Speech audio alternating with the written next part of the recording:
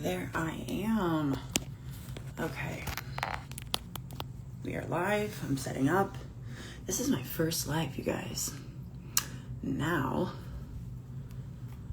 add invite to join. We gotta invite Coach Leland in here.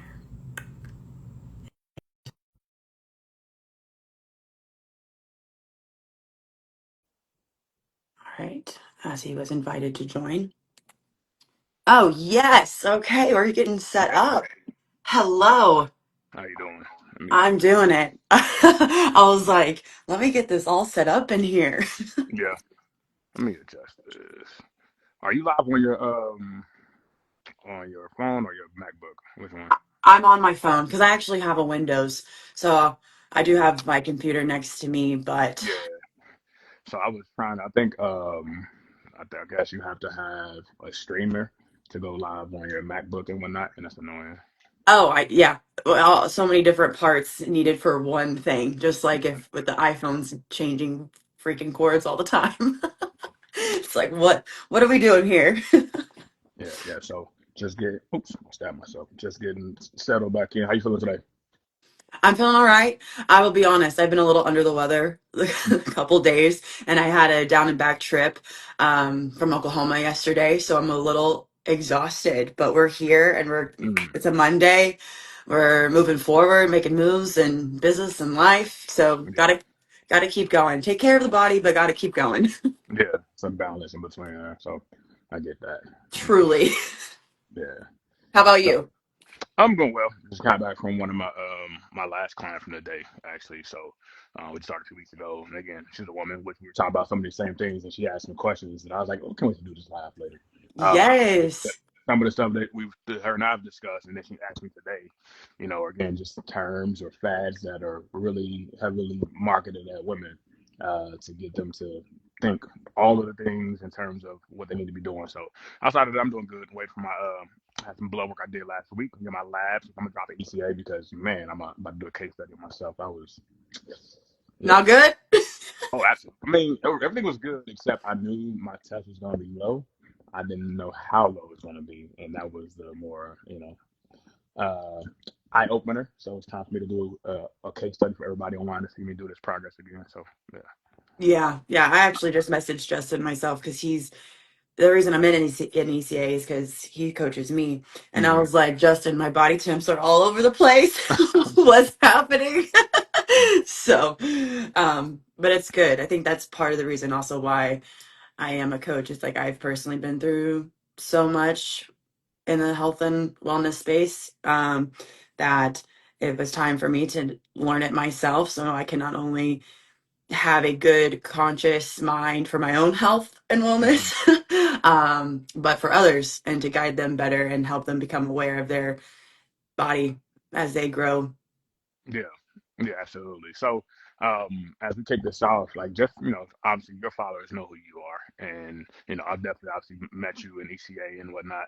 But one bit more about you, like, so who is Megan? Like, what is Megan? Why is Megan in the coaching space? Yeah, this is exciting because this is like one of the first times we're having this full conversation. And so Megan Mega Moves is kind of how I've been known to people in a lot of different rooms, but it all comes with the same aspect. I am a very outgoing nurturer, whether it is a being a dance studio instructor or choreographer or the coach that I am today.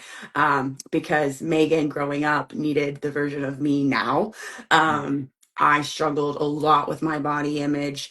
I was told to lose X amount of weight in college, in LA, all these different things growing up, and was given poor advice. And so my job is to come with the facts and to come with the emotional tools for someone to actually make progress and not feel stuck because I was in such an emotional place that I could never make progress. And mm, so I have a lot of mindset work in my coaching. I'm always telling people if you can do something little to move the needle forward, then I'd rather you focus on that than all these other things. I am a coach that breaks things down and will build you back up. A lot of people come to me that need basics. Like they're so overwhelmed with information that they don't know where to start. And so it's a little bit of hand holding in the beginning because they don't know where to go. And they are overwhelmed by the big picture. And I'm trying to stack habits for them Mm, instead of hey, I have to accomplish all of this at once because if they're going from 0 to 100, they're going to quit. And mm, I'm also coaching them through their mindset that failure is okay, that it's just about getting up and keep going. Um, I feel like I'm more of a motivator, honestly, at times, and I'm a listener. I listen very well. I have a very high intuitive response to either the kids that I coach in the dance room or the clients that I have who are either in person with me or responding online on an online platform. mm. Communication to me is the most important, and a coaching relationship is still a relationship. And so the more honest that you can be in communication, the better I can help them. Nice, nice. I love that. So, how long you been coaching? It's been, well, in the online space since COVID, so 5 years. And Okay. prior to that, I was really in the group fitness space because I went from dancing. And in LA is when I decided to get my personal training certificate because I was working in a gym, just the front desk, one of those like Orange Theory type of gyms. It was called Pulse Fitness at the time. So it was like on the treadmill and then weights in the center, something that I don't do to this day. But it was the space that like introduced me to fitness, and you're on a microphone and whatever. So the entertainer part of me was like, yes, this is great. My boss was like, Megan, you need to be in the room because again, I motivate people. Mm, He's like, you need to get as you get your certificate, you can start subbing and shadowing me because you know what you're doing and we need more coaches. And I was like, okay. And that sounded great at the time because LA was expensive and being a coach was paid more money than just being a front desk person. I was like, mm, yes, sign me up. mm. But I learned so much through that process. And because of, so I was in the group fitness space probably 5 years before that and just shadowing people and learning a lot. And my roommate at the time um, was in the health and wellness space, but more on the functional side. So she, to this day, works with a ton of athletes and professional athletes. So functional training and everything like that. And, but I personally got into bodybuilding during 2020 as well, too. Okay. So I have a lot of different paths, but they all come back into Yeah. like the same hub of what I do today. That's awesome. That's awesome. So this podcast, this live is definitely for women. So I'm not going to take up too much in terms of about myself, but briefly for those who watching, I am Coach Leland, coached by Kyrie. I am the owner of Next Level Performance. That's NXT.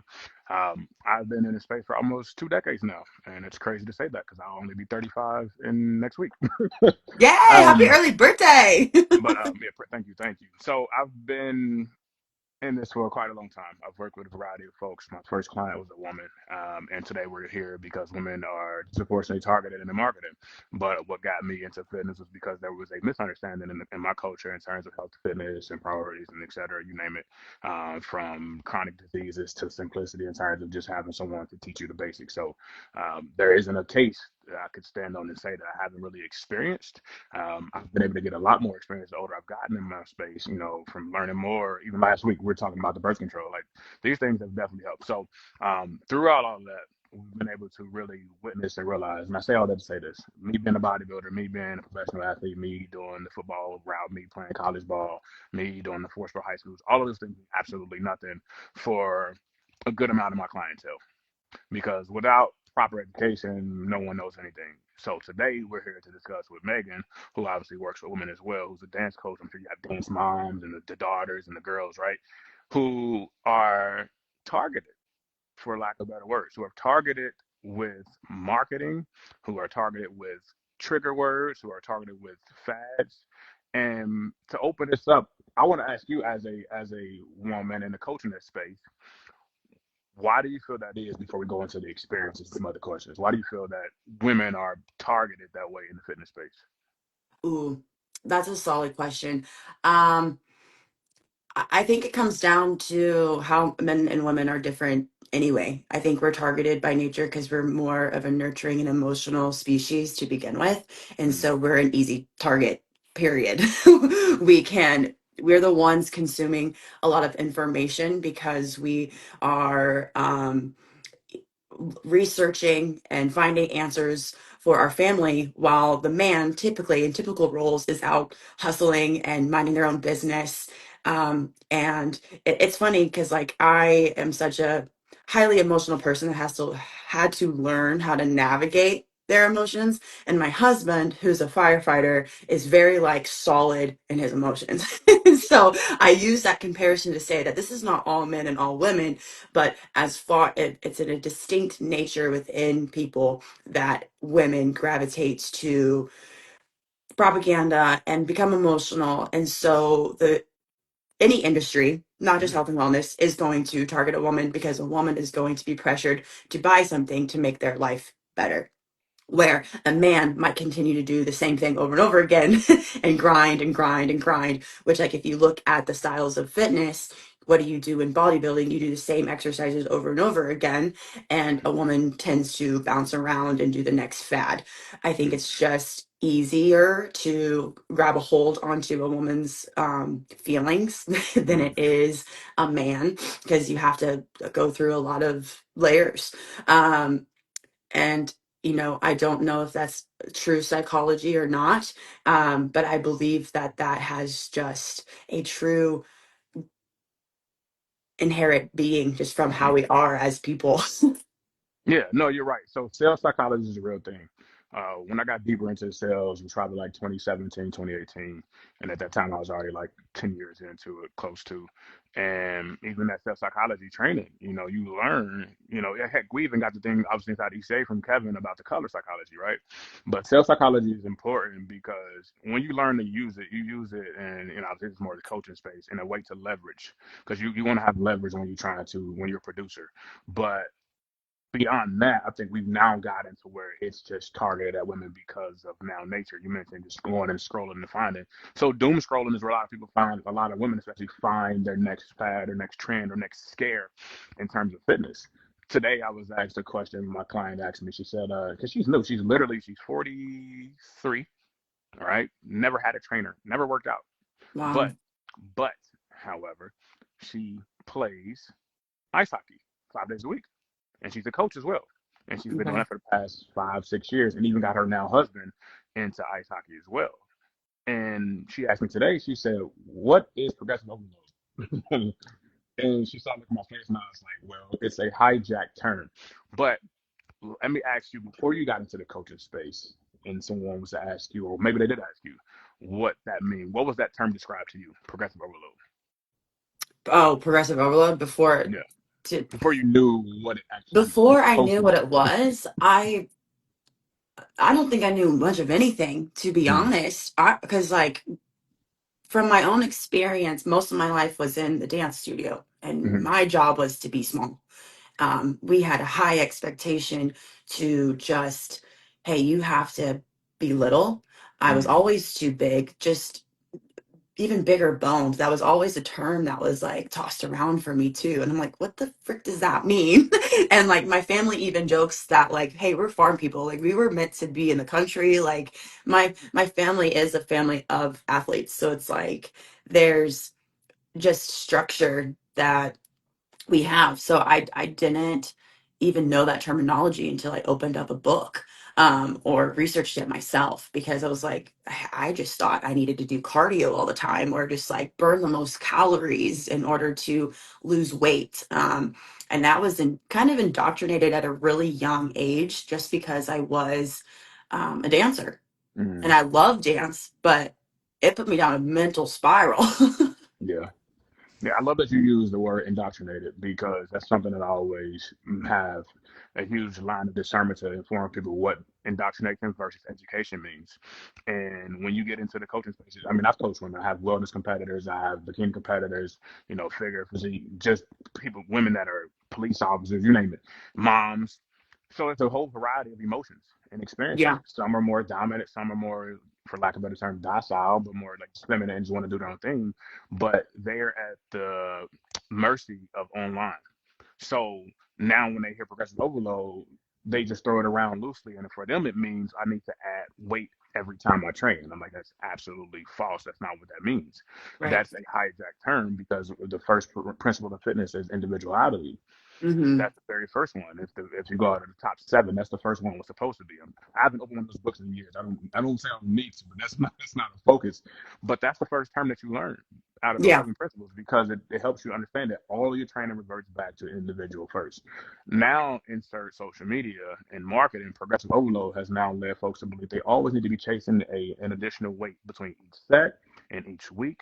No one does periodization anymore, and then women get caught up and get hurt a lot more, and they're training and overtraining because they're not allowing proper rest or they're not progressing at an appropriate rate.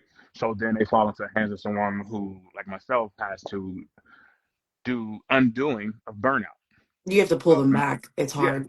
and Yeah. it's very challenging because they're afraid, so they have fear. And being that women are going to tend to more of the emotions anyway, you can imagine how much of a pull that becomes in the beginning of the nurturing phase. Okay, let's I understand that you were hurt or understand that this caused you to feel this way because you read it online or you had a trainer that did that way. Now we have to actually educate you and allow you to choose where your body wants to go. As opposed to me, what I don't do is I don't teach my clients, hey, you have to do this because this is the way. Well, we and coaches alike are at a fight against social media and doctors because a lot of the Yeah. marketing is targeted for them to have instant results, which means probably to more injury and then more money on the wrong end of financial investment. Oh, for sure, for sure. And I think this is why this is important that you are a part of this conversation and perspective, because you said in the beginning, I don't want to spend too much time on myself, Mm-hmm. because this is about women. But I think it's important, because you do coach women, and yeah, you're a male in this space that is getting these questions from people who don't understand. Like, how is it that you approach someone and their emotions when they're coming to you with like need these results. Mm-hmm. What do we do? Like, and how do you guide them first? Okay. Let's answer this question in the chat real quick. So I want to answer that for you as well too. So please hold your question. They say this is actually my girlfriend here. She says, as women who love the gym and private competitor, why is being strong, muscular, and seen as masculine even in 2025? I want you to answer Mm. that. um, yeah, that's a great question for me too, because for me going from dancer to wellness competitor, wanting to still compete in the future, I think I ask myself this question sometimes. I think it goes with the times, Hmm. meaning we women then became, feminism became a thing and women needed to be strong and we needed to do that. And now we are told, okay, you can have your masculinity and your femininity, but don't be too much. When people Hmm. throw around that terminology too much, it's a misunderstanding of what too much is because someone doesn't accept that version of too much. I think that's why it gets thrown around, because they don't like that version because they don't want to be that version themselves, and people are very quick to just hide behind a text screen, as we see Hmm. in today's culture. We are fighting a war with social media because if they don't like something, they can call it out and it becomes a term. I think you have to be confident in yourself of like, hey, what is too masculine for me? I had that question thrown on to me when I first like lost the 20 pounds I was told to lose in order to be a dancer. And then Hmm. all of a sudden I was too masculine. And I was like, what? And that was not even bodybuilding, Megan, like that was like, okay, after those amount of years, I put on a lot more muscle. I think people are just afraid of what the version you are becoming. And if they see you happy in a body that is too much, then they're going to deem it too Hmm. masculine. That's a great question. I want to answer yours as you asked me, but I want to get my take on this shortly. Keep this very succinct. I think the term when it's regarded toward or projected at women being too masculine comes from two parties. It's going to be one, a man who isn't confident in who he is. All right. He seems that he's outworked. He seems a lack in himself that a woman is actually doing. And we're supposed to share space and nurture that space for women and allow them to feel like they are a part of us as well. Brotherhood, sisterhood, familyhood, ironhood. That's what it's supposed to be. And Yeah. then the second person, which is probably the biggest enemy, is a woman who sees something in another woman that actually goes and gets what she wants. Oh, for sure. So projection, and I remember I used to coach women in relationship spaces. Like this used to be a thing. And I Yeah. would help them understand, like, if you are the, let's say, the biggest woman, let's say this biggest in the terms of out of shape woman in your circle, and you're all of you are out of shape.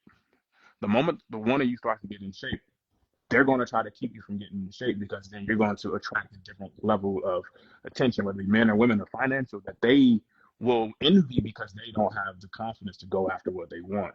So when Yes. women use the term masculine in regards to a woman, it's simply projecting saying, I don't have the capability of doing that. And how are you able to do that? And they're outwardly doing so as opposed to standing in front of the mirror. So it's a way to placate to their own emotions to try to downplay you to hope in hopes that you will level yourself to them as opposed Yeah. to you being dominant. Masculinity is obviously is geared toward men, and masculine simply means men being dominant. Masculine means being dominant. That's all. But Yeah. the term has gotten just like progressive overload has gotten hijacked and robbed in fitness spaces. Yeah. Fitness spaces where we were as people supposed to have been, uh, welcome to just take care of our body. Remember Socrates. But now fitness has become a cult. That's why I said the other day, I loved when fitness wasn't trendy, when Ah, it was yeah. it was a social status to want to work out and be in shape. But now, and I'm okay with everybody joining, they should. But now the folks that are shaming people are newer to fitness than those of us that have been around because it was something that we fell in love with as children. And the ones that are creating all this shame and guilt and these terms are for folks just now entering and feel some kind of gatekeeping that they need to do in order to keep mostly women out of fitness spaces. Yeah. It's generally usually not uh, comfortable men that are holding women back from into our spaces, and it's not comfortable women that are holding women back from these spaces. These are generally people that still have emotional issues that they haven't checked out, and this is a part of the marketing as well. This is why Yeah. when boutiques are created. So, great question, Kendra. I mean, hopefully that it doesn't. There again, even talking like again, stand out, don't blend it. You have to be willing, and this is what being dominant means, like in the world itself. You have to be willing to stand boldly out and not blend in. And this is where bodybuilding created a segue. This is where women's boxing now creating a segue. You have to be willing to stand out. You're going to be talked about, but I'd rather be talked about from being different and progressing it, and let's say and getting paid and getting whatever, than to be talked about from not making progress. Yeah. So Yeah. as a woman, you have to figure out who am I more concerned with? Me establishing my confidence in myself and my physique and my outer appearance and my inward confidence, or am I concerned with losing people that actually don't care about me or care about themselves? Correct. I mean, you hit the nail on the head on so many points, and I'm going to try to remember it all. And one being the circle that you surround. When you start growing, you're going to be growing out of your circle, and that's okay. And the importance for a woman is to take care of her and her family and her surroundings. So it's like you got to become the better version for you and what that feels like.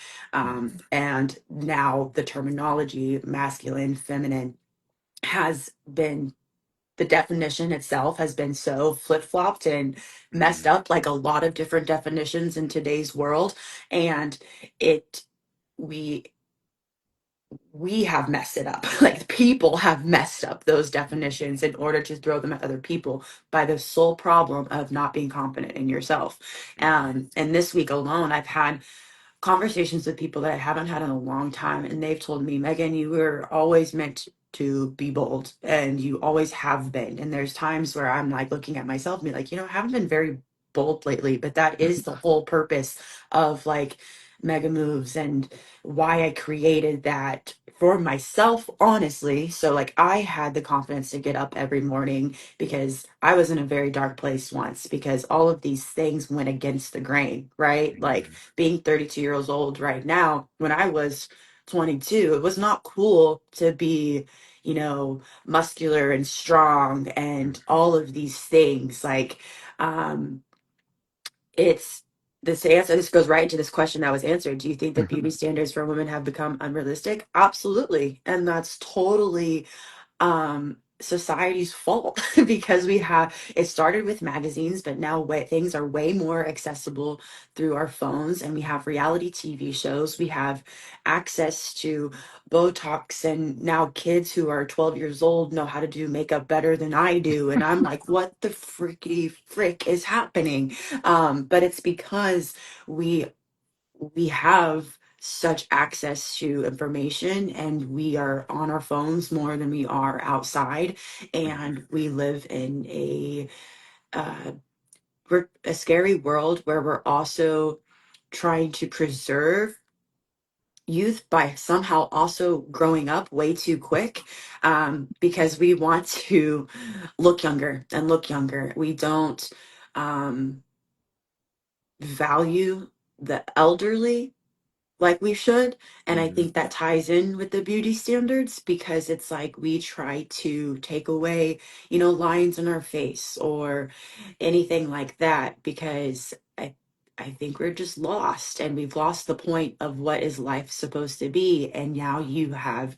young kids who are wanting to look 30, and it is wreaking havoc on their health, and they're not healthy.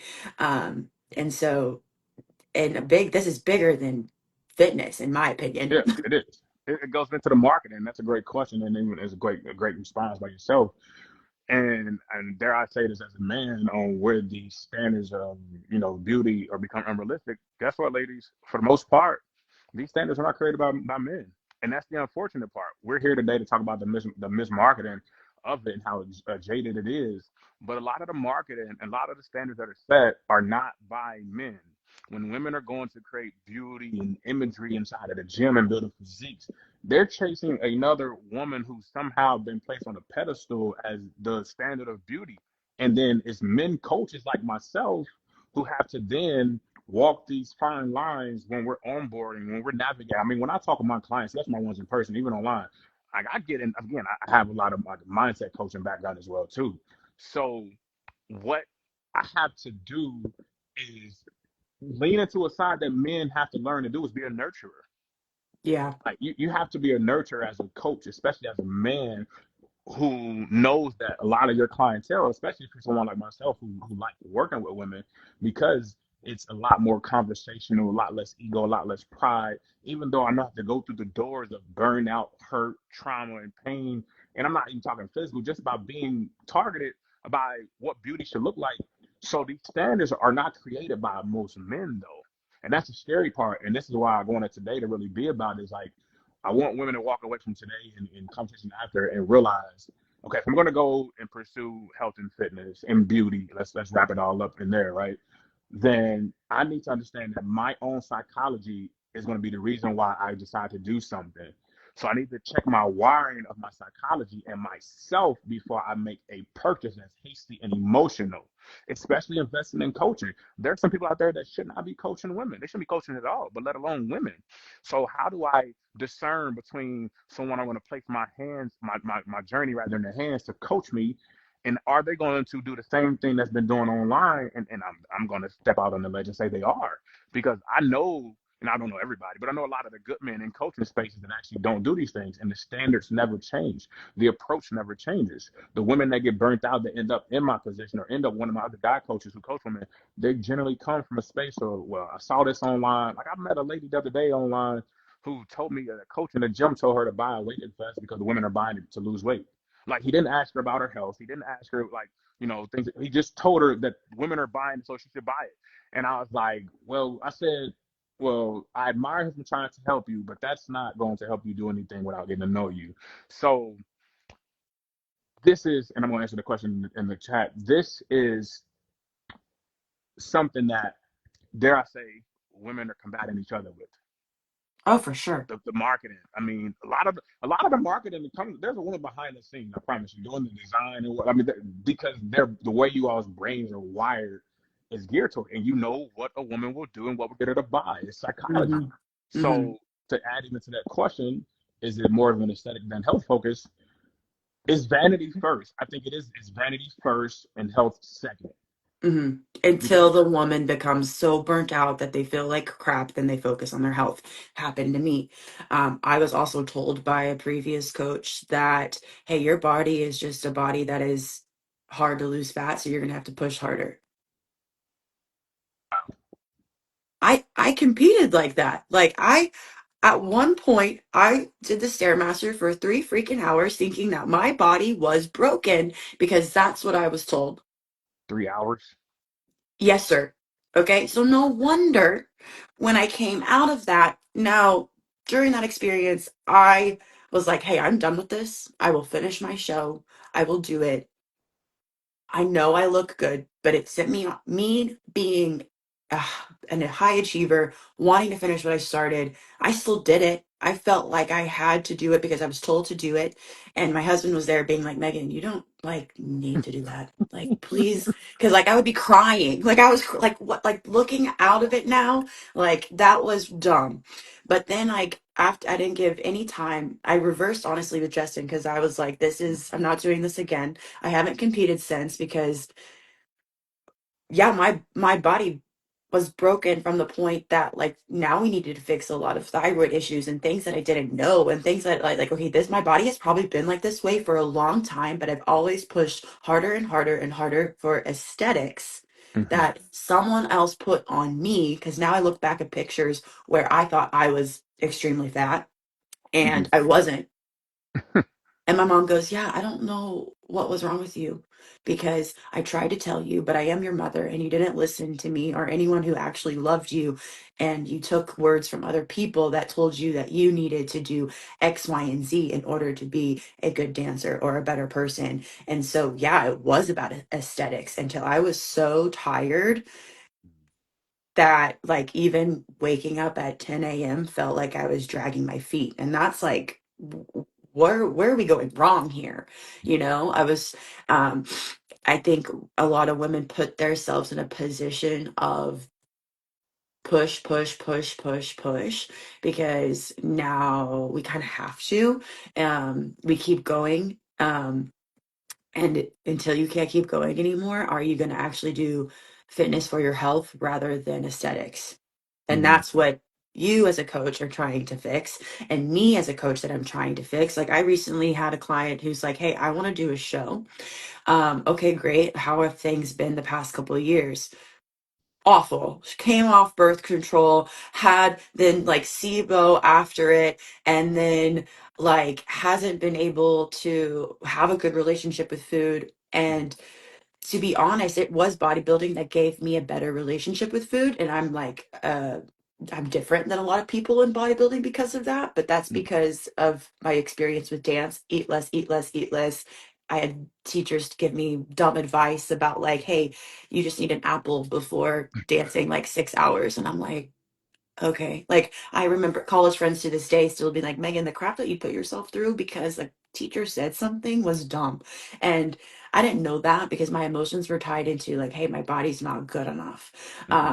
But all to say, this client still had severe gut issues. And I'm like, sis, we are never going to think about stepping on stage until you fix this and you fix your stress because the stress was also part of the gut issues. And so it's all intertwined for sure. Yeah, I think one of the great things that we do obviously inside ECA is we discuss, we collaborate on these things, and a lot of the issues can be fixed is what we try to fix at the root level. And people in most, I don't say, most people in coaching spaces don't attack the root level. They do what we call leaf work. And the leaf work is all these things. The leaf work is, more reps, less food. You have to be able to, and this again, I want to make sure that there's enough gems left in this chat when it's replayed by someone that they're able to understand. Like, you grab some gems out of here. How do I? Because coaching is not only it's a luxury, I get that, but it's imperative that I think most people today should get coaching, even if it's only for 30 days. And the reason being is that because there's so mismanagement and malpractice that goes on in fitness that you can save yourself years of headache and heartache by getting a coach that at least cares about you. Because when we talk about fixing the root problems of things, we're having to reset, but that reset's going to make sure that we don't have the same issues later. Like SIBO is nothing to play with. PCOS, it's not a life sentence, but it happens to be for more people than not, more than not, because the way it gets framed up as if PCOS is now death for them and they can't exercise, they can't feel well. But what you and I both know is that we fix those things by literally having conversations. And okay, look, I know your goal is to say, like you said, you want to compete, but guess what? We need to do this first. And just Mm-hmm. getting them, what we're trying to do now is get trust. And that Mm-hmm. trust maybe behind 7 doors of burnout.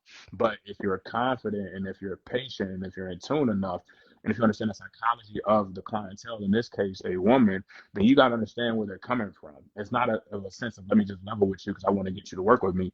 It's like genuine understanding that this is going to be a journey, and I want you to know that it's going to be a journey. And I'm not here to try to take anything from you, but that it's going to take us a couple of years to get to where you want to be. But once we get there, you're never going to have to worry about going back to where you were. And I think people are Yeah. scared of women. A lot of women are scared by the idea that I'm not gonna get any results. I've tried everything.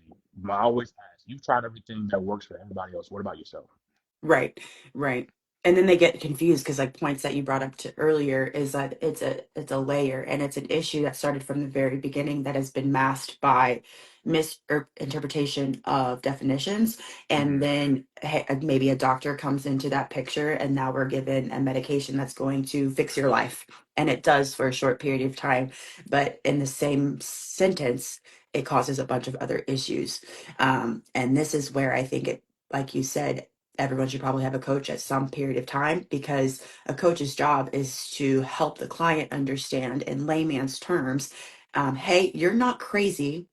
This is what you've experienced. It's okay that you reacted like this because it is frustrating that you have experienced X, Y, Z, and a laundry list of issues, and doctors have told you that you're fine. But hey, I need to give you the tools to ask smarter questions in a short period of time to your doctor, who then might be like, oh, hey, we need to do this. And if a doctor's not willing to listen to you, go find another one Mm-hmm. because there's layers to this stuff now because of marketing and because of where we are with a quick fix society that hey, just take this drug, it's going to make you feel better. Hey, I mean, we grew up around the same time. Remember all those like 100-calorie snack packs?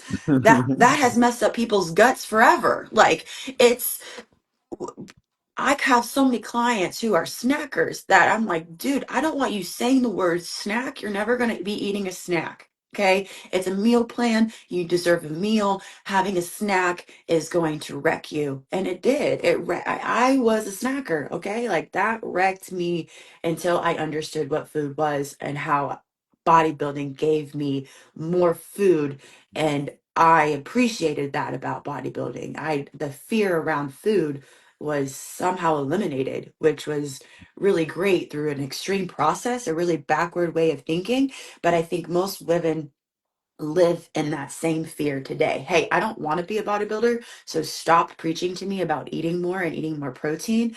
Um, and their misconception is like, dude, you have no idea actually how much I'm eating and how much I still need you to be eating and how hard I'm actually pushing in the gym. And I don't need you to be pushing that hard. So if you do like half of what I do, you're gonna be better off.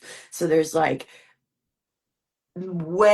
there's language is that's why a coach is in your life. That's why a coach is there to help you break down all the things because I think Yeah. athletes and bodybuilders also um their messaging gets twisted to the average day people. The average day people are like, I ain't gonna be that.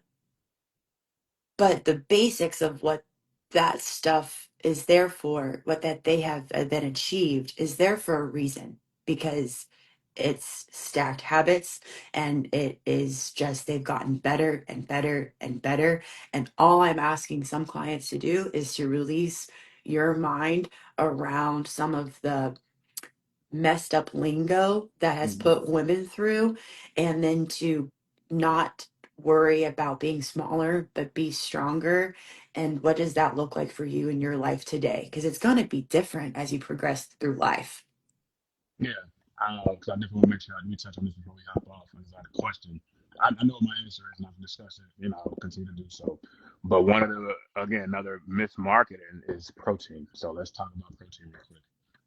I saw Threads is ghetto. I call Threads the Walmart of social media. It needs security 24/7.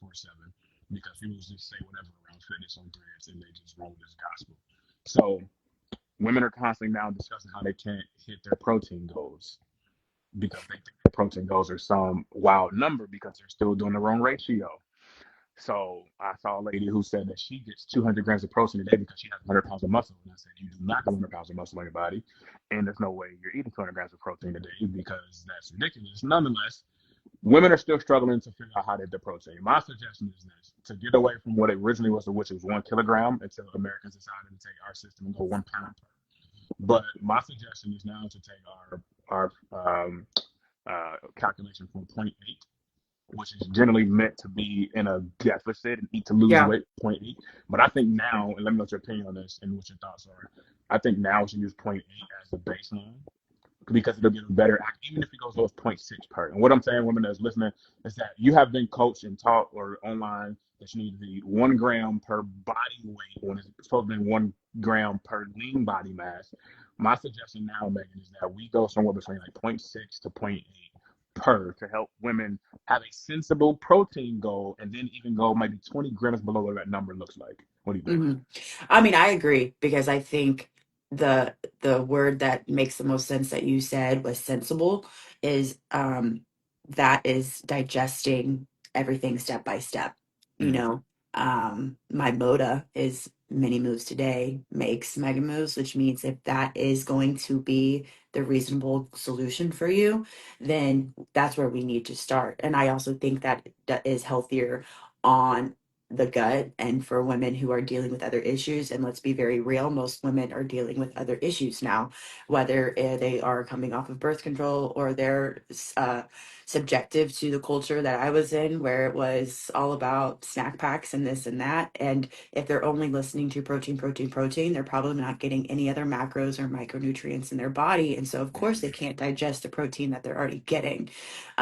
And so you have to, again, why we come into place, have to pull back and reset someone's baseline. It's a baseline and it's going to change if they're um, responding well, you mm, know. um, I think that's a very good rule of thumb instead of just throwing a bunch of food at a new client or even a client who has been eating a lot of protein because they they over exaggerate what their number should be based off all the information that they're getting. Hey, it's really not that much. When I get that statement being like, hey, I didn't hit my protein goals, I'm like, what? like, like how? Like, I don't, like, it's so easy for me to eat protein. Like, I'm snacking on some beef. Like, and I just said the word snacking and I don't like that word, but like, that is, if I'm going to be grabbing towards a meal, like, protein is a focus for me. But if mm. we're not going to then overwhelm our audience with that's the only thing that you need to be eating. Yeah. So the significance of protein for us when we know this is to be able to build muscle. And women are still under this mindset that they don't need muscle. And you and I both know they need muscle because, sarcopenia, osteoarthritis, osteoporosis, degeneration of disc, you name it, are going to occur with lack of muscle, which is going to drop as we age anyway. So you need muscle to lose fat. We're not Yes. saying mass, and that's where women are not understanding the convolution of words. We need lean muscle tissue. You don't need mass. If you want mass, you eat in excess and you build Excess. Yep. mass because you don't have the level of testosterone required to build mass. You will be okay eating an exceptional amount of protein and lifting with a little more vigor in your training to build lean tissue, which staves off bone disease, injuries, weakened ligaments, and tendons. So, ladies, Mhm. I would implore you to challenge yourself in actually watching your protein intake, eating enough protein, and then training in a manner that's going to keep you healthy as opposed to aesthetics and vanity, as mentioned in one of the comments. This is where I want to shift to where women are starting to realize that there's no men's only weights in the gym, there's no men's only food, and muscle doesn't mean mass. Muscle does Correct. not mean mass, and that's where the word gets scary for women because I don't want to build any muscle. All you're telling me is that you don't want to lose body fat, that you don't want to be healthy, that you want to be in a hospital, you want to be broken. And Like you you want to tell me have you don't want brain to. fog and Yeah. you want to just not, yeah. I preach that same thing to my dancers that I teach in a room, and they're 10, 11, and they're like scared to train. Not all of them. I mean, because like I am their coach, so they're like, yeah, I'm gonna be strong. And I'm like, I'm glad that I can have that impact on them. Um, but I think there's still so many that are like, hey, this is a misconception of what it is. I always like the saying, you're only going to have mass on your body based on, you know, the fork to mouth. That's where you're going to run into being bigger. I always preach to my dancers, more protein is going to help you in your recovery. It's going to help you repair what you just broke down by jumping around all freaking day. And that there's still so many adults that fear it. And I also tell them too that the protein is going to give you enough uh, like amino acids and vitamins so you can be emotionally better because a lot of kids are also emotionally not great. I agree. Yeah. So a lot of what we're discussing is really, it goes back to that, and this is why the beauty of having coaches is important. We're emotional beings, men or women, and we do things in response to hormonal balances or imbalances, lack thereof.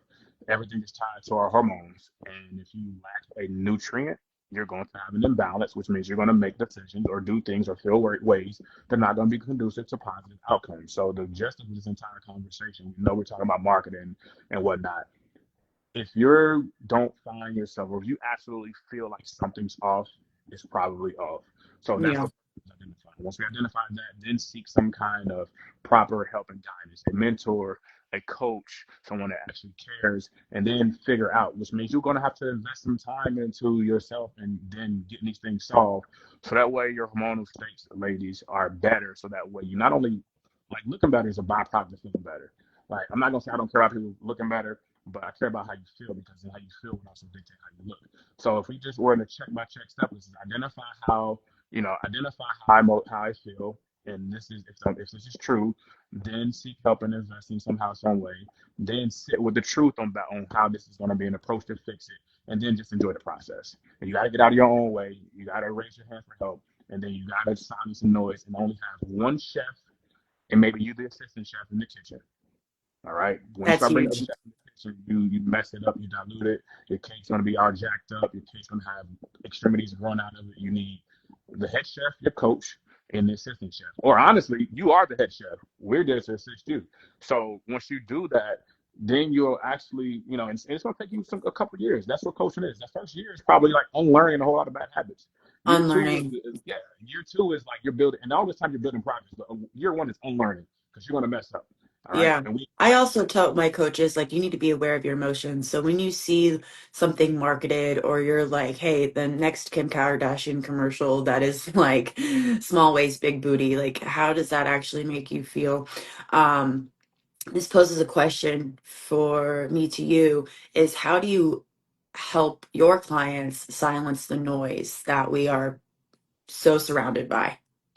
It's a great question. So, next level has been and was founded upon four non-negotiables in my business. And if you don't agree to those at the very beginning, and if you fail to adhere to one of those in the first couple of weeks, I will get rid of you.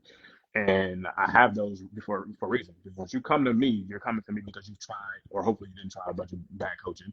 But there's four non-negotiables, and that's transparency, honesty, communication, and adherence. All right. That adherence means that everything that you and I agree to do inside the program, you're going to be able to adhere to. The transparency means, so telling the truth is one thing, being transparent is another. If I ask you, did you eat off your plan? And you say yes, that's telling the truth. You're not being transparent. I need you to be Yeah, transparent. I need you to tell me I did X, Y, and Z, so I don't have to go searching for it. And then the communication, it's a two-way street, but communication also means listening to what I'm telling you to as well too, and vice versa. So when I create these parameters and these four non-negotiables in my business, they understand that I'm going to uphold them to you, and I will absolutely remove you out of the framework if you don't do that. And it's for the betterment of yourself, because I'm not going to lie to you and say you keep working through your problems if you're creating new problems. Come to me with what's occurring, but then don't let the assistance I'm trying to give you create more problems because you're stepping outside of our communication network. And that's a challenge for some folks. They want to say, hey, I'm doing amazing. I got a coach. I'm doing this and this. Share that with them and then silence their advice. They may be telling you good, but what you need right now is to the person that I invested my time, finances, sweat, and tears and stories into. I need to trust them. So that's how I onboard, and that's a non-negotiable. And I don't take people on check-ins. If you don't check in, I can't coach what I don't see. So if you're not checking in, you're telling me, okay, well, I don't care about my progress or my results or my body or all the things that I told him that I want to take care of. So the more and more that you show that you don't care, the less I'm going to step in for you, and then we'll just again that agreement will be null and void because you now didn't adhere to one of those four non-negotiables. That's how, and I'm straightforward, and I can, and it's in a nurturing tone for my women. For my men, it's a lot more straight to it. But the women also understand I'm also going to be very candid, but I get permission by them by showing that I care. Like as a man, I can't come to a woman as a male coach and be so candid. I have to earn that trust, right? But because they see results, and my results, my clients don't speak for them. But that's a way to say, hey, look, well, at least he understands it. So once I come off genuinely understanding and show, hey, look, I'm going to let you do your thing. I have a client right now. I don't have a meal plan. She says, "Hey, I don't want to eat structured because I travel outside all day. And but here's the foods that I do stop and eat at when I go outside." So I was like, "Cool." I literally sent her like 300 food options. Just here, this is I don't care what you do, but here's an option in case you need some suggestions.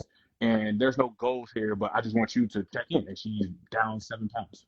Like That's there's amazing. no yeah. I don't You're meeting where the client is at because you have that communication in place. And that's the same thing yeah for me. I was like, I need you to be very honest with where you're at because if I then can't make a plan for you, depending on how that is. Um, Another question though, because yeah as someone who's recognized this in her own self, a woman who might be continuing to create problems for themselves and not realize it. When do you step in and maybe are a little bit more straightforward and strict? Because I, at one point, I've only had two different coaches mhm, as far as in the online space goes, several in person, but one very very strict, and I responded really well to that. I think at that point in my life I needed to learn how to cut out the BS and do that, but that also pushed me to a level to be really unhealthy. So where is your balance of recognizing someone's weakness is themselves and their brain, and how to recognize what kind of woman needs that no BS approach, mhm, um like you are with your men, how you just mentioned. yeah. So right, great question. That's a great question because again, I work with mostly women, and they are going to come in all like walks of emotional life, right? There comes a line to where they become self-sabotaging, and you have to recognize, something may be a trait or it's a flaw. All right, flaws are going to be there. Traits you can undo, but flaws are like, yeah, this is ingrained genome code, and we got to deal with it and work with it. Traits are things that are built off habits, and habits can also be undone. So when self-sabotage, when it comes to okay, I'm just missing a check-in, or no, those are one-offs. All right, maybe, but after we doing that 4, 5, 6 times, you're self-sabotaging. You're coming to me with more of an emotional dump as opposed to, hey, here's how I'm feeling today, but I know this is the goal. If it's just here how I'm feeling, what was me, life is over, and we're not talking about something that we want to change, I then now have to take more of the rope myself. So then we'll squeeze down on we're going to do this, we're going to cut out this, and then what I do at that point, Megan, is I actually change the training. We're not going to increase cortisol. I'm going to, and maybe it was crazy. I'm going to stop cardio. Why? Yeah. Because that's going to stress you out. Because you're going to stand on the stairmaster on a treadmill. You're going to talk yourself out of the whole thing because you're going to be there in your sweat and probably tears. So we're just going to train. I don't want you to do any cardio. I want you to just train. Why? Because I want you to just focus on pushing out good energy during training.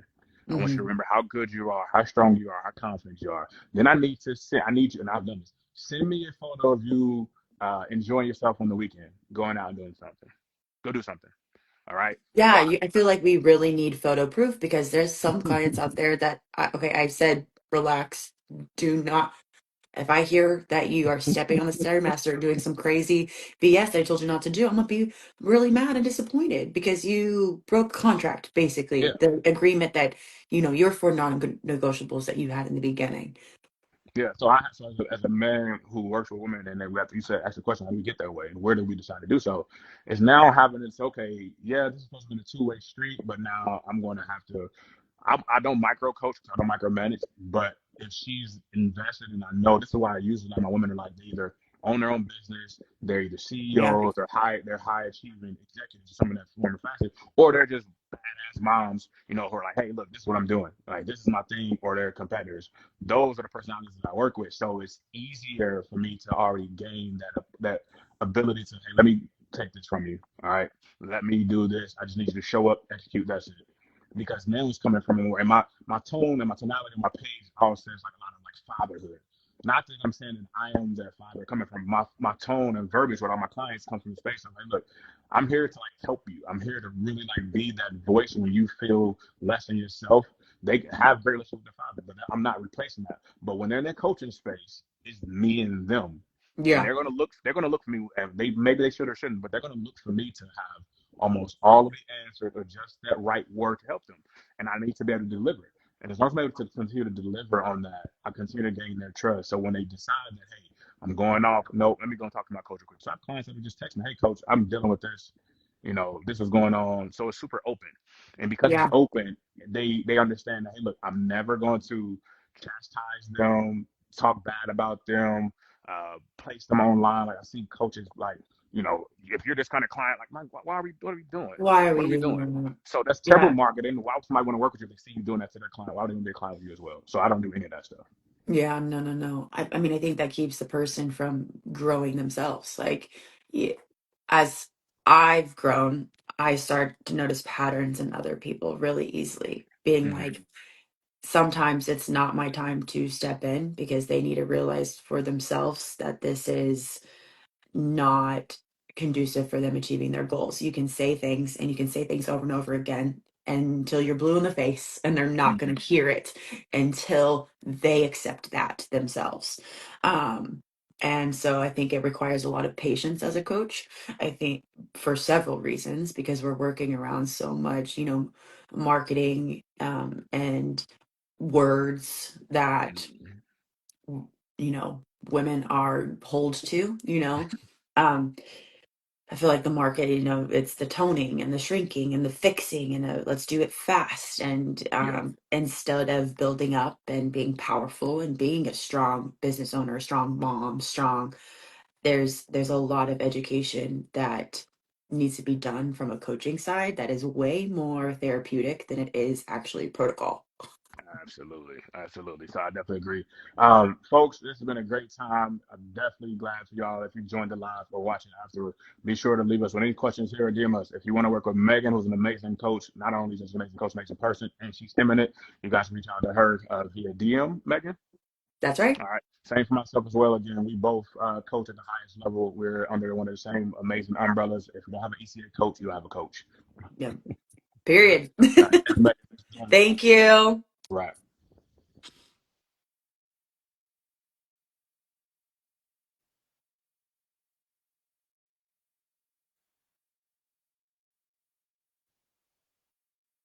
All right, you guys, how do we end this?